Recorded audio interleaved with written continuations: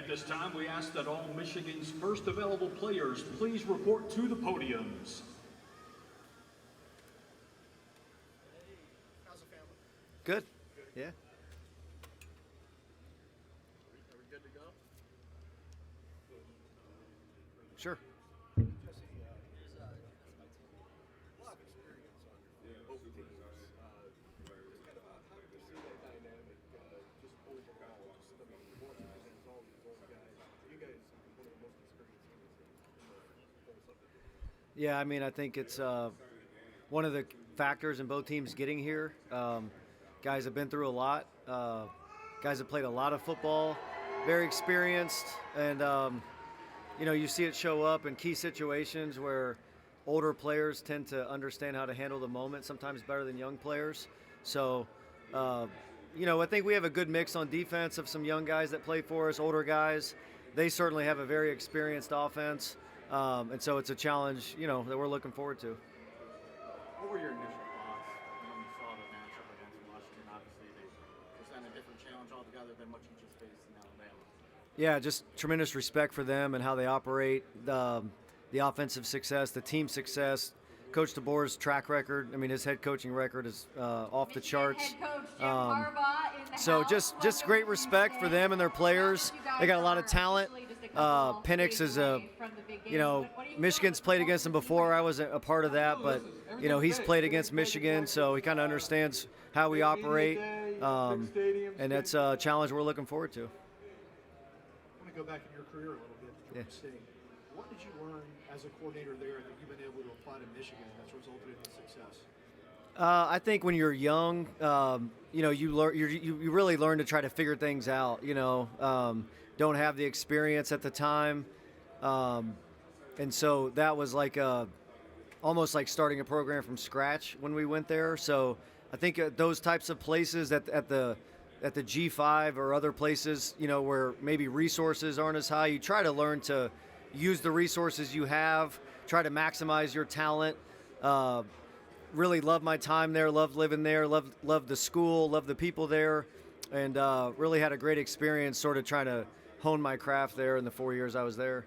What's the number one lesson you learned? It's still really about the players, coming there. I'd just been at Indiana State, where we had a really good defense. You go there, you learn quickly that, it's about accumulating talent and teaching and developing. Something like I said, I feel good about what we were able to do there, but it's about trying to acquire talent and then develop players. And I think that's the success now that we have at Michigan is a direct reflection of that. Washington's offensive line won the Joe Moore Award. How important is it to get pressure on the team, especially when they're so well coached, and protecting the quarterback? Yeah, I think it's a great challenge. They've only given up 11 sacks. Sometimes in this type of game, it's not necessarily about the sack numbers. It's about affecting the quarterback some way, somehow. And sometimes that's through coverage. Sometimes that's through pressure. Sometimes that's through winning one-on-ones up front. So it's a great challenge. Their O-line has played really, really well. I love our D-line, so that's a matchup I'm excited to see play out on Monday. Jesse, just organizationally and I guess as far as resources, how does Michigan compare with your experience in the NFL? It's an interesting question. I think one thing both places was with Coach Harbaugh, both Coach Harbaughs. So I think the way they operate is very similar. And what I mean by that is it might not be a ton of bells and whistles in our program, but anything that we can do to maximize the players' ability to develop as players, I think is where we put our resources. So, you're talking about the strength program, the weight room, the facilities. Like if you look at our program, it's about player development. That's the epicenter of our program and why we've been good. So I think it was the same thing in the NFL. I think that's an underrated thing that the Ravens are really, really good at is drafting players and developing them. And they have so many homegrown players now that are playing key roles for them as they're striving to win the Super Bowl. So I think player development is the epicenter of that for both those teams. If you dropped in on one or the other, would there be an appreciable difference if I did? I think there would be a lot of similarities just in how they operate, how, the time commitment to being good at football. the reps. You get good at football by playing football. I think the guys that have been through the Ravens organization would say, like, you're gonna learn how to practice hard. You're gonna practice to get better, and certainly that's how we operate at Michigan. So, I think there's certainly some differences in how you treat 30-plus-year-old guys in the NFL versus the guys we have. But I think overall you would see similarly run structure, similarly run organization. Jesse, in a game like this, it's about the matchups. It's about the matchups. Obviously, everyone's talking about Washington's passing attack against the number one ranked pass defense. You got their wide receiver core. I mean, the challenge is again of like stopping that core altogether. They have that star power at Oduzzi, and then just from my amateur eye, I mean, they do look like they like to throw that fade ball a lot. I mean, just the challenges that all of that presents. Yeah, it's a tremendous challenge. They got elite skill. Their whole receiving core is really, really good. They got draft choices all over the field at the skill positions and on the O-line and at quarterback and at running back. So it's a different type of challenge than the Alabama offense where, the O-line was that big physical group, and then they had speed. They had a quarterback that could do different things. This is, a little bit more of a matchup game where it's elite quarterback that can get the ball to his guys and is not afraid to throw into tight windows, is not afraid to give his guys chances at one-on-one. So we expect the ball to be thrown downfield, and look forward to the challenge of trying to defend that. Specifically with Michael Penix, he had one of the best performances you could have in a college football playoff semifinal against Texas. Just ripping throws outside over the middle of the field. Really good pocket maneuverability as well. When you watch him throughout this week of preparation, what do you see and what makes him stand out, especially as you kind of look at what he could do potentially in the next couple of seasons? Yeah, I mean, he's elite, and I think it's his ability to process the information that he's given. So, I think they do a really good job structurally trying to undress your defense a little bit, trying to give him an idea of what coverages you're playing, things like that. So now he has that information pre-snap, and he's able to process it really quickly. He has a quick release that goes along with his ability to think fast, make quick decisions. He's really accurate, and then he trusts himself and he trusts his receivers. So there's very little hesitation in his game. So I think, that's what makes him really good. And I think that translates to the NFL. Your ability to think fast, read defenses, process information, get rid of the ball quickly, get the ball where it needs to go in space. So elite player, elite challenge for us, but one we're really excited about.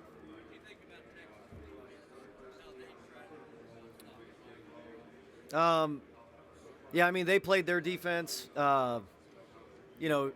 I'm sure there's things they would do different, if you asked them. But I thought their interior guys who are really good players got some pressure. I thought they surprised them a little bit with some perimeter run game in that game that Penix ran the ball a little bit more than he had all year.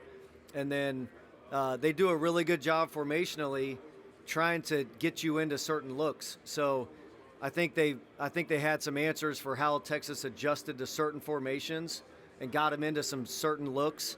And so that's something we got to be aware of and be keen on. And, like I said, look forward to going against this high-powered offense. Just a little bit, yeah. I mean, I just think the way they play, the way they operate, they get the ball out quick, they run RPOs, they run the ball enough to keep you off balance. They formation you to death with different shifts and motions and different looks. So it's about kind of handling that and still being able to play the style of defense you want to play. Can we talk a little bit about all the pre-snap motions that Washington does and how difficult that is to process? Yeah, they do a really good job. Like I said, I think they try to undress your defense in a sense to where they can give the quarterback some answers pre-snap as to what you might be playing. So they do that by putting people in different positions. You kind of got to tip your hand if you're in man or zone, tip your hand if you're pressuring. So it's a great challenge. You got to have some different ways to handle the shifts and the motions and the adjustments and not let them do that. But it's a big part of what they do, and it's a big part of our plan to, try to combat. I wanted to ask you about Rome Odunze, number one specifically. What is the best aspect of his game when you put on tape? Is it like where he's at the catch point, his body control? What are the things that stand out about him on tape? I think it's his ability to make those contested catches that really separates him. I mean, he's obviously got a great skill set. He's big, he's fast, he runs really good routes, but he very rarely doesn't come down with the ball in the contested catch opportunities. And part of that's Penix, where he puts the ball. He does a great job, like throwing the back shoulders and putting the ball where the defender can't quite get there. But his ability to make those key plays when he has tight coverage, I would say, is what makes him such a great player. I know he's a bigger guy, but it seems like he can play almost like a smaller slot. Does that come across? Does he look like he plays almost like a smaller guy? Yeah, I just think he's a really good overall receiver. So he has that ability to wiggle. He has that ability to run good routes. I think he's, we went against Marvin, and people have kind of compared the two. I think they're both elite. Like, they're probably going to be the first two receivers picked. So it's another great challenge for us. We got to know where he is at all times, not let him wreck the game, and look forward to the challenge. You just started talking about my next question. How much can you compare with the Washington and Ohio State offenses, and how do you think your experience against Ohio State the last 2 years will help in this matchup? I think structurally and schematically they do some different things. I think when you look at the personnel, it's probably a little bit more, I think you have an elite quarterback on Washington that can process, that can make all the throws. I think Stroud was similar to that, the guy we defended the last 2 years before this year.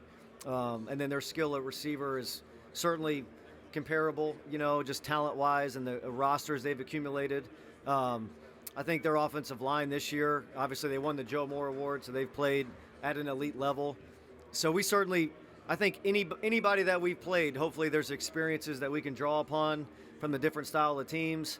This is a unique offense, but I think we've seen elements of everything that they do versus different people that we've played the last couple of years. So we look forward to drawing on all of our experiences and trying to have a great plan and trying to come out on Monday and play our best ball.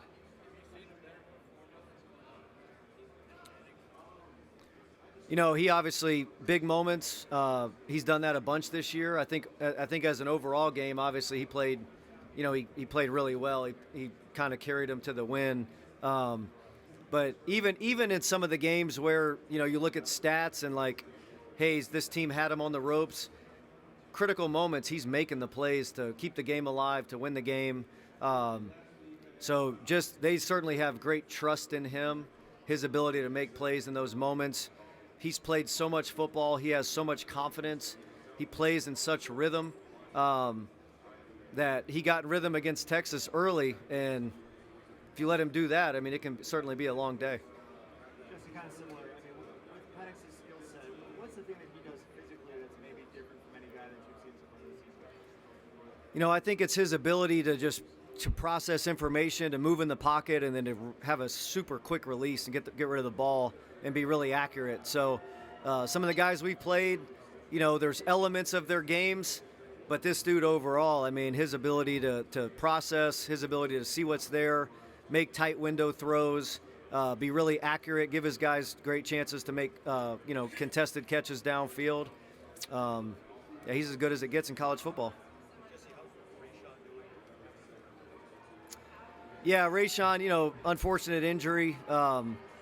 I think he'll come out of it well down the road. But yeah, tough deal for him, and look forward to getting him back down the road.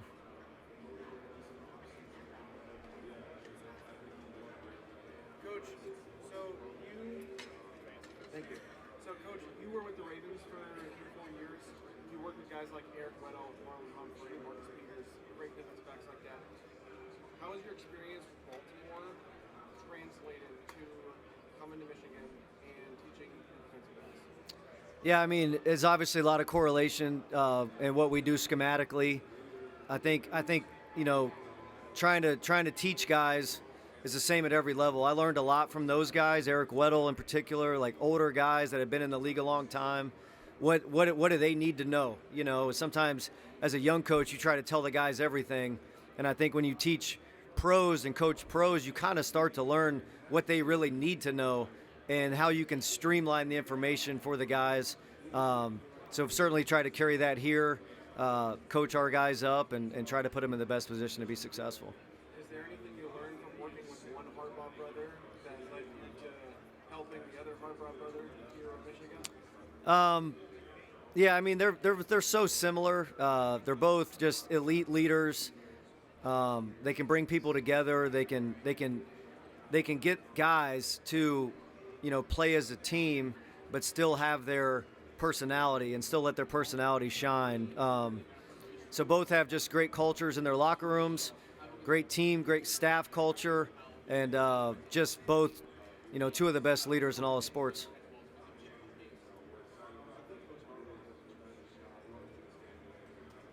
Hey. So when you have two of the best offensive tackles that you're going up against, does that make you change schematically what you do with your blitz man interior and you just play Michigan? I think they have good players across the board, so do we, and I look forward to our guys having the challenge of going against their guys. It's certainly Joe Moore winning O-line, so they're good everywhere. We have to pick our spots to pressure. We have to pick our spots to rush. We have to pick our spots to do different things, and great challenge and one we're excited about. Did Michael Penix's legs kind of catch you guys off guard when you saw it on tape? Because he has 2 ACL tears, he hasn't run in so long. He had 30 yards, 2 on design runs. Yeah. He's had a couple. Most, I would say no, because I think like most championship type of games, guys are willing to do things that, they might not do. I think they've been really smart with them this year and how they've played to get them to this point healthy. And I think now it's like anything goes, and we're trying to win a national championship. So most of the time, most quarterbacks have a more willingness to run in the big game, the championship game, the closer the ball gets to the end zone, like critical moments. So we certainly expect him to possibly keep the ball in those critical situations. Theoretically, just high level, when you have an offense similar to 2019 Joe Burrow, they just see it in a spot on the field that they can hit it. Just theoretically high level defensively, how do you smack against a team that is so good at hitting an empty spot on the field? Yeah, I mean, I'm not going to give away our game plan right now, but it's a great challenge, and we got to do a good job not giving them a bunch of layups, not giving them a bunch of easy throws, but at the same time protecting the shots and do that. So great challenge, and we look forward to seeing how it goes on Monday. Coach, are you aware that the referee officiating crew is the highest PI calling crew in all of college football? Yeah, I am, and they've drawn about as much PIs as anybody in football as well with the times they throw the ball downfield. So great challenge. Our guys got to play really disciplined, really technique driven, but not be afraid to go make plays on the ball. So we're not going to let the numbers of that dictate how we play. We're going to try to go play our style of football. I think we're one of the least penalized teams in college football as a team and as a defense. So we look forward to putting our best out there and seeing if it's good enough. Thank you,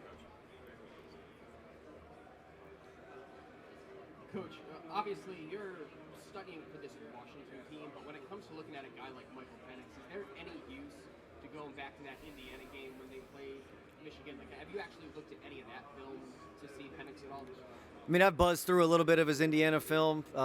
He had the same really offensive system with Coach DeBoer early in his career there. So I think anytime you're playing somebody, you're trying to look at as much as possible. But I don't put a ton of stock into what he did against Michigan. It was totally different defense here, different scenario, different situation. But I know our players are looking forward to the challenge that he presents.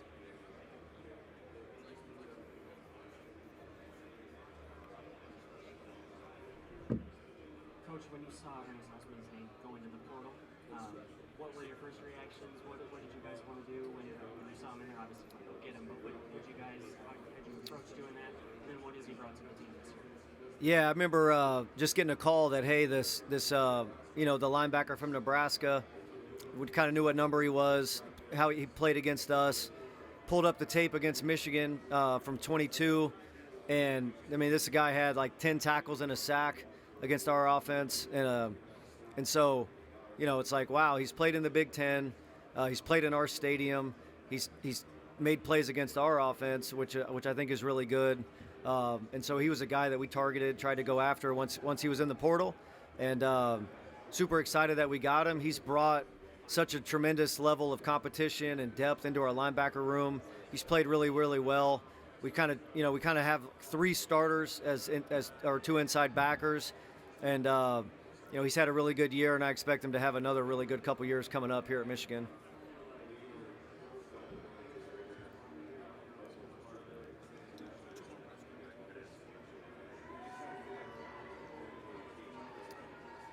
How's it going, Coach? Good. So obviously you had ample time to prepare for a great team like Alabama. This week, 6 days, maybe less for another elite offense. How have you approached this week and getting prepared for Penix and everything that Washington brings? Yeah, it's really a normal week. We played on a Monday last week. We play on Monday, so it's similar to all of our games throughout the season and the time that we have. We did have some prep work done on both teams, with the long layoff going into the last game. So probably had a little bit of a jump on them. But in reality, it's a normal week. It's normal amount of practice time, normal amount of reps. You certainly would love to have more time, with the offense that they have. But they got the same amount of time. We got the same amount of time. Let's tee the ball up on Monday and let's play ball.